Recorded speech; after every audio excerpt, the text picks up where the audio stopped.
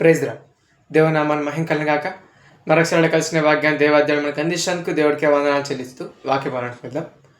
ఈ దినమంది మనం కానీ అనేక మంది సోషల్ మీడియా ప్లాట్ఫామ్స్లో పెట్టుకున్న ఒక చిన్న కొటేషన్ కానీ మనం చూసినట్టయితే, no one thoughts can describe us అంటూ ఒక మాట పెట్టుకుంటూ ఉంటారు. అదేమిటంటే, ఏ ఒక్కరి ఆలోచనలు కూడా మన గురించి చెప్పలేవు అన్నట్టుగా ఉంటుంది. కానీ ఈ భూప్రపంచం మీద మన గురించి ఎవరి ఆలోచనలు కూడా మనం ఎలాంటి వారమని డిసైడ్ చేయలేవు. కానీ ఒకే ఒక వ్యక్తి ఉన్నాడు. ఆ వ్యక్తిని మాత్రమే, ఆ వ్యక్తి యొక్క ఆలోచన ఏమైతే ఉంటుందో అదే భూమి మీద జరుగుతూ ఉంటుంది. ఆ వ్యక్తి ఆలోచన ఏమైతే ఉంటుందో అదే మన జీవితంలో జరుగుతుంది. ఒకసారి మనం కానీ ఆ వ్యక్తి ఆలోచన లేకుండా పోయామనుకోండి, మనం ఈ భూమి మీద కూడా లేకుండా వెళ్ళిపోతాం.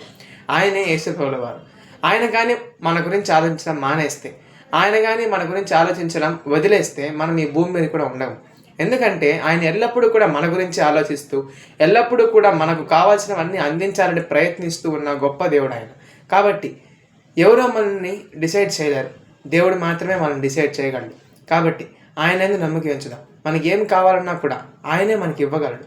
మన గురించి ఆలోచించే వ్యక్తి భూమి మీద ఆయన తప్ప ఇంకెవ్వరు లేరు. కాబట్టి నీ గురించి ఆలోచించే వ్యక్తి ఒకరు ఉన్నారని గుర్తుపెట్టుకొని ఆయన ఎందుకు నమ్మకం ఉంచుదాం. ఈ వాక్యాన్ని దేవుడు దీవించి ఆశీర్వదించిన కాక. ఆమేన్.